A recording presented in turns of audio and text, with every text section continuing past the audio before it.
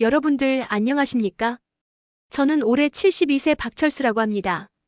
지금 제가 앉아 있는 곳은 서울 종로구에 새로 지은 희망나눔재단 사무실입니다. 창밖으로 보이는 풍경이 참 좋더라고요.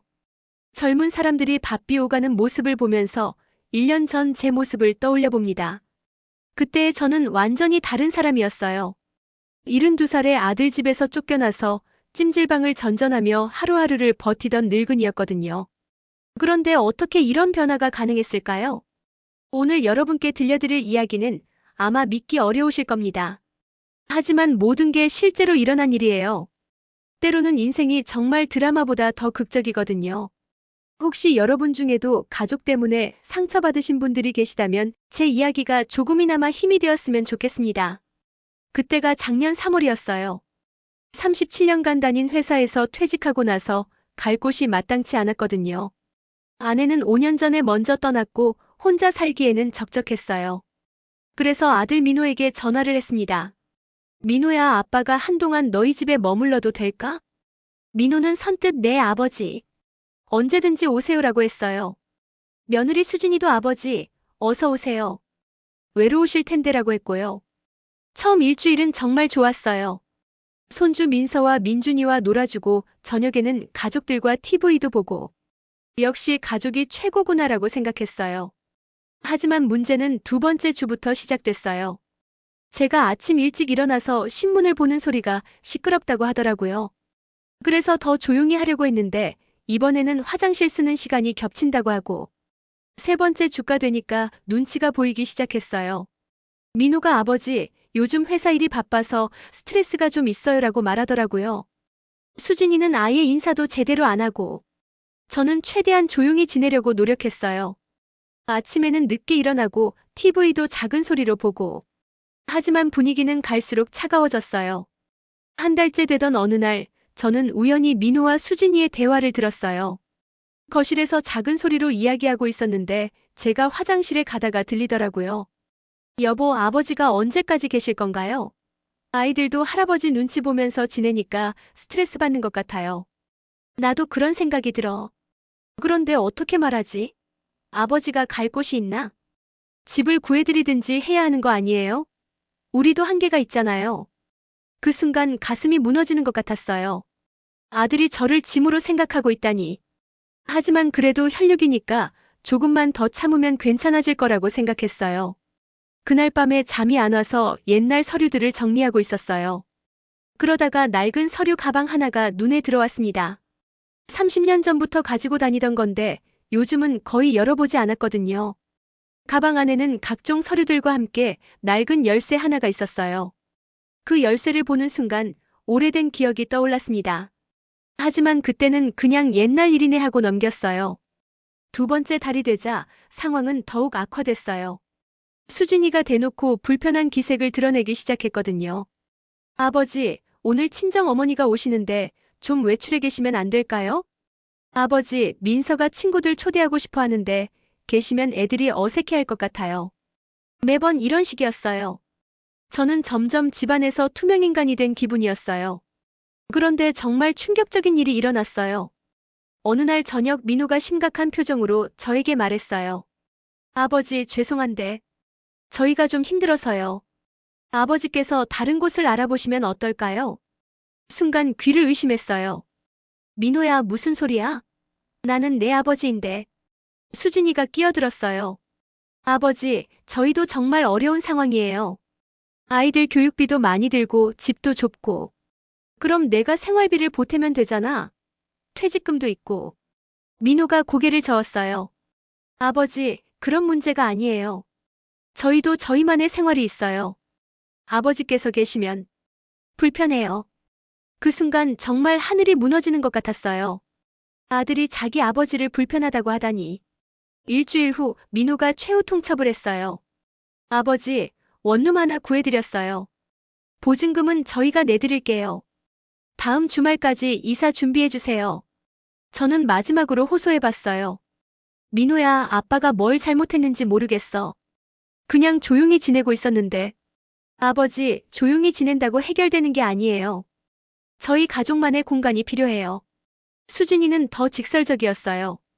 아버지, 솔직히 말씀드리면 스트레스가 너무 커요. 아이들도 자유롭게 못 놀고 저도 친구들 부르기 어렵고. 그날 밤 저는 짐을 쌌어요. 37년간 모은 것들이 고작 캐리어 2개에 들어가더라고요. 그리고 그 낡은 서류 가방도 함께 챙겼어요.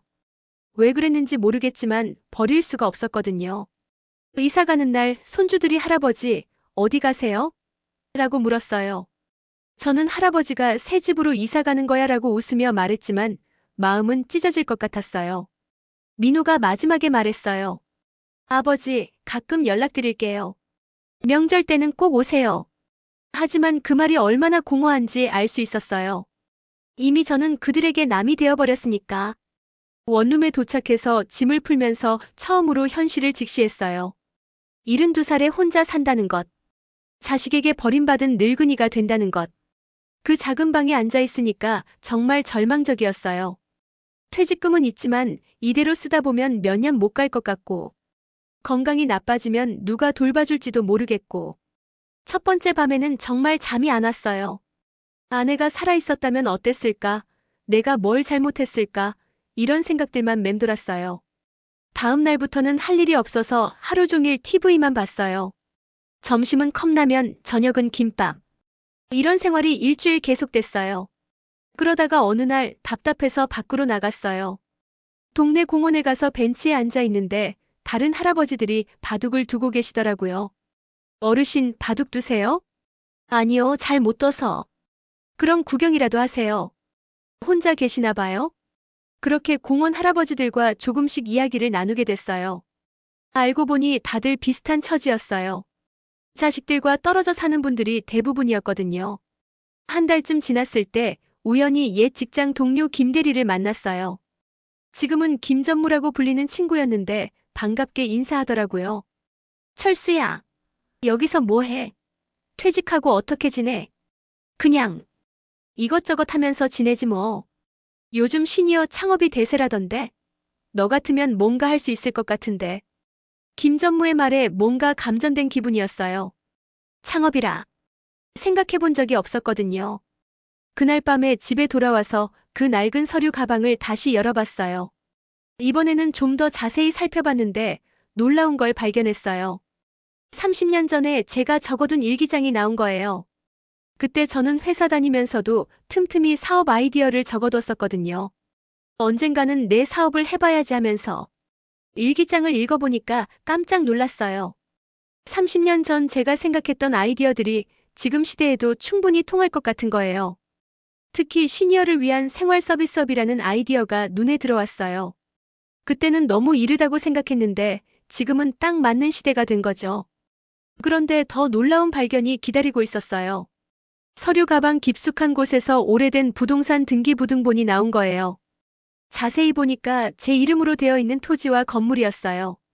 강원도 춘천에 있는 작은 건물이었는데 20년 전에 아버지 유산으로 받았던 거였어요. 그때는 워낙 시골이고 낡은 건물이라서 별로 신경 쓰지 않았거든요. 게다가 세입자도 없고 해서 그냥 방치해뒀었어요. 하지만 지금은 상황이 다를 수도 있겠다 싶어서 다음 날 바로 춘천으로 내려갔어요. 기차를 타고 가면서도 기대는 안 했어요. 20년 동안 방치된 건물이 뭐가 달라졌겠어요. 그런데 춘천역에 내려서 택시를 타고 가는데 운전기사가 그러더라고요. 어르신, 이 동네가 요즘 뜨고 있어요. 서울 사람들이 전원생활 하려고 많이 내려와요. 부동산 값도 많이 올랐고요. 가슴이 두근거리기 시작했어요. 혹시나 하는 마음으로. 도착해서 본 건물은 정말 낡았어요. 3층짜리 작은 상가 건물이었는데 페인트도 벗겨지고 유리창도 깨진 곳이 있고. 하지만 위치가 기가 막혔어요. 춘천 시내에서 가까우면서도 호수가 보이는 곳이었거든요. 그리고 주변에 새로 지은 카페들과 펜션들이 많더라고요. 부근 부동산에 들어가서 물어봤어요.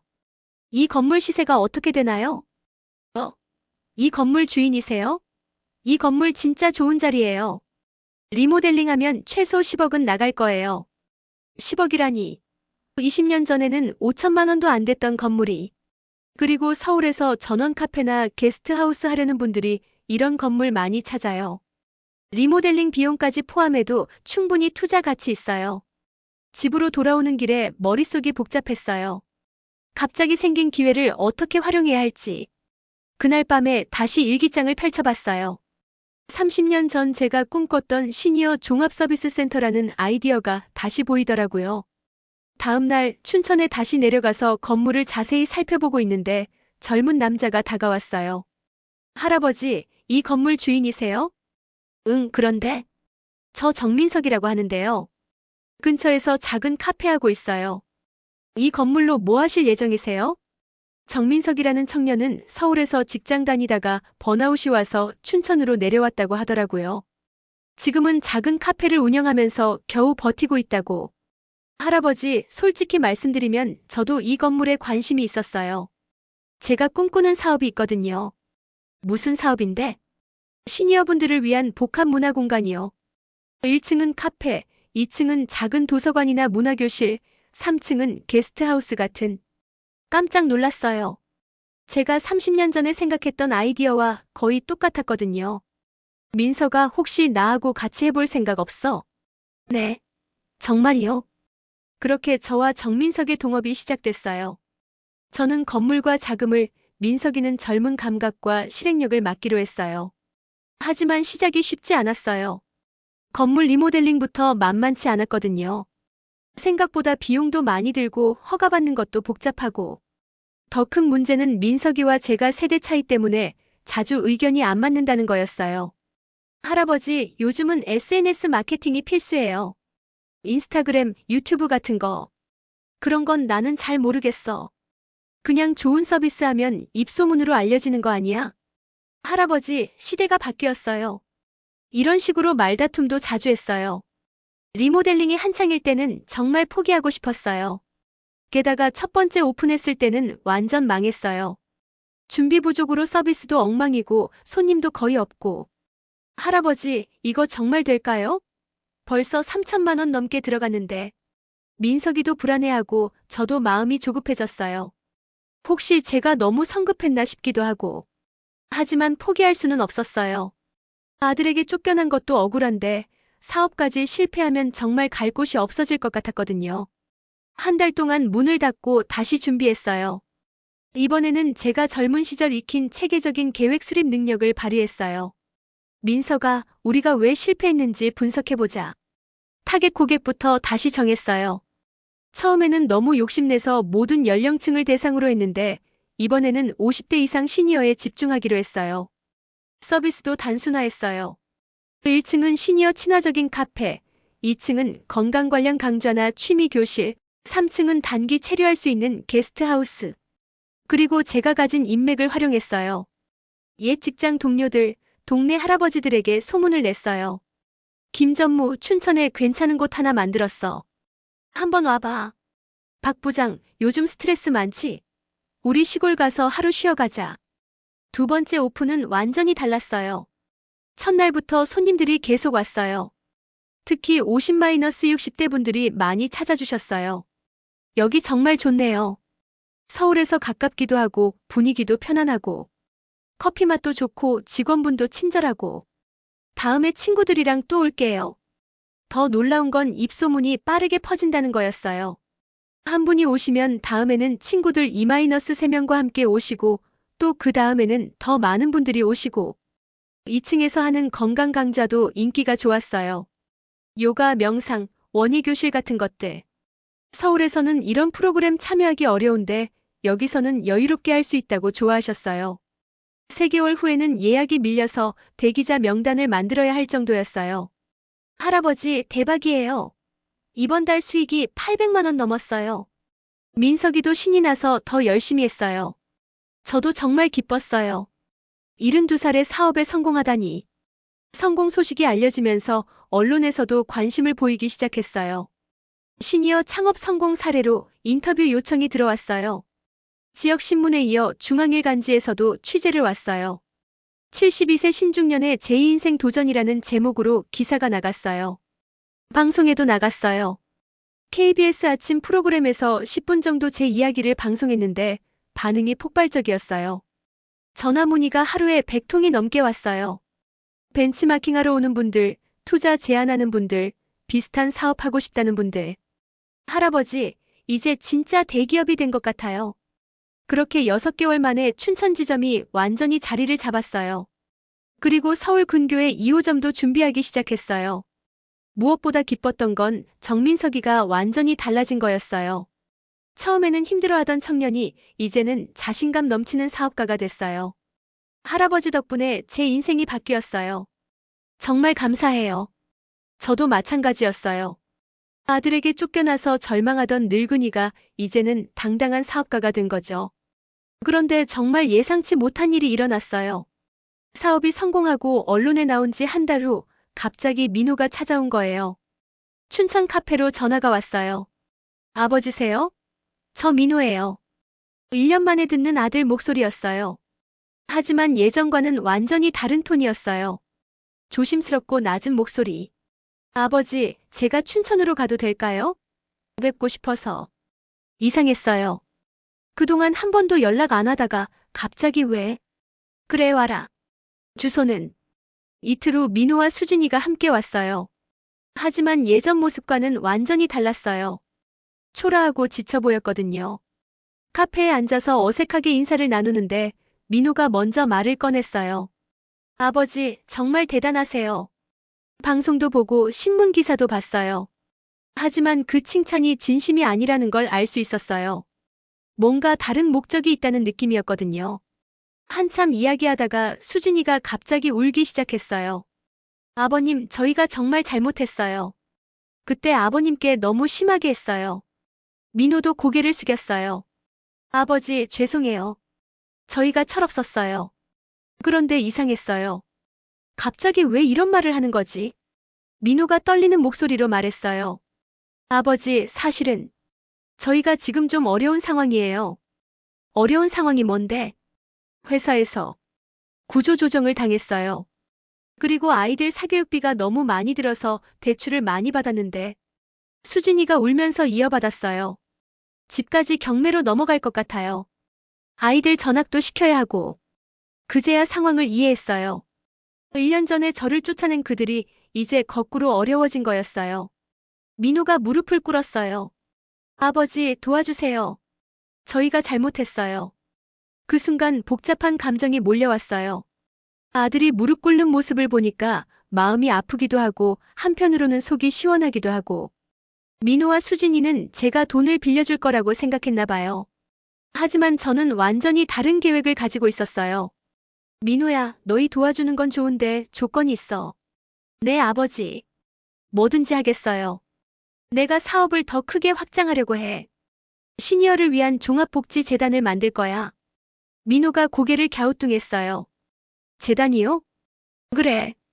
나 같은 시니어들이 제2의 인생을 살 수 있도록 도와주는 재단. 창업 지원, 교육 프로그램, 생활 지원까지. 사실 이 계획은 사업이 성공하면서부터 생각하고 있던 거였어요. 제가 겪었던 일을 다른 시니어들은 겪지 않았으면 좋겠다는 마음에서. 그런데 재단을 만들려면 큰 돈이 필요해. 내 전 재산을 투입할 생각이야. 수진이 얼굴이 하얘졌어요. 아버님, 그럼 저희는? 너희도 재단에서 일해. 민호는 운영을 맡고 수진이는 교육 프로그램을 담당해. 급여는 적정하게 줄 테고. 민호가 놀란 눈으로 저를 봤어요. 아버지, 정말요? 대신 조건이 있어. 첫째, 내가 재단 이사장이고 모든 결정권은 내가 가져. 둘째, 재단 수익은 모두 시니어 복지에 써. 셋째, 너희가 다시 나를 무시하면 그날로 해고야. 6개월 후 희망나눔재단이 정식으로 출범했어요. 서울 시내 한복판에 5층 건물을 임대해서 본격적인 활동을 시작했어요. 1층은 시니어 상담센터, 2층은 창업지원센터, 3층은 교육 프로그램 운영, 4층은 취업지원, 5층은 재단 사무실. 개소식 날에는 정말 많은 분들이 오셨어요. 구청장, 국회의원, 언론사 기자들, 그리고 무엇보다 춘천에서 만났던 시니어 고객분들까지. 제가 개소식 인사말에서 한 말이 기억나네요. 여러분, 저는 72살에 아들 집에서 쫓겨난 늙은이였습니다. 하지만 포기하지 않고 새로운 도전을 했더니 이렇게 많은 분들과 함께 의미 있는 일을 할 수 있게 됐습니다. 이 재단은 단순히 저 개인의 성공을 위한 게 아닙니다. 우리나라 모든 시니어들이 존중받으며 당당하게 살 수 있는 사회를 만들기 위한 첫걸음입니다. 가족은 피로 맺어지는 게 아니라 서로를 존중하고 사랑하는 마음으로 맺어지는 겁니다. 나이가 많다고 해서 무시당할 이유는 없습니다. 박수가 5분 넘게 계속됐어요. 언론에서도 크게 보도했고 전국에서 문의 전화가 쇄도했어요. 개소식이 끝나고 나서 민호와 수진이가 제게 다가왔어요. 아버지, 정말 멋있으셨어요. 저희가 아버지를 몰랐던 것 같아요. 하지만 저는 냉정했어요. 민호야, 수진아, 착각하지 마라. 내가 너희를 용서했다고 해서 예전으로 돌아간 건 아니야. 아버지, 너희는 이제 내 직원이야. 가족이 되려면 시간이 많이 걸릴 거야. 서로를 존중하는 관계부터 다시 시작해야 해. 민호가 고개를 끄덕였어요. 네, 아버지. 열심히 하겠어요. 그리고 명심해라. 내가 이 일을 하는 건 너희 때문이 아니야. 나처럼 상처받은 시니어들이 더 이상 없었으면 하는 마음에서야. 그 후로 민호와 수진이는 정말 달라졌어요. 예전처럼 저를 함부로 대하지 않고 업무에도 최선을 다했어요. 하지만 저는 여전히 선을 그었어요.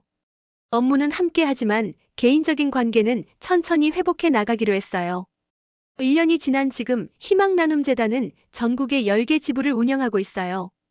시니어 창업 지원만 500건, 취업 연결 2,000건, 교육 프로그램 참여자 1만 명을 넘었어요. 무엇보다 기쁜 건 저와 비슷한 처지에 있던 시니어분들이 새로운 인생을 시작하고 계신다는 거예요. 이사장님 덕분에 제2의 인생을 살게 됐어요. 가족에게 버림받아서 절망했는데 이제는 당당하게 살고 있어요. 이런 말씀을 들을 때마다 보람을 느껴요. 민호와 수진이도 많이 변했어요. 이제는 진심으로 저를 존경하는 것 같고 재단 일에도 열정적이에요. 손주들도 할아버지가 하는 일을 자랑스러워해요. 하지만 가장 큰 변화는 저 자신이에요. 72살의 아들에게 쫓겨난 비참한 늙은이가 아니라 사회에 기여하는 당당한 시민이 된 거죠. 오늘도 재단 사무실에서 이 이야기를 정리하면서 생각해봅니다. 인생은 정말 예측할 수 없는 것 같아요. 가장 절망적인 순간이 새로운 시작의 순간이 될 수도 있고, 여러분들도 혹시 지금 어려운 상황에 계시다면 포기하지 마세요. 나이는 숫자일 뿐이고 진정한 가족은 서로를 존중하는 마음에서 시작되는 거니까요. 그리고 가끔은 인생의 가장 큰 선물이 가장 뜻밖의 순간에 찾아올 수도 있어요. 제가 그랬던 것처럼요.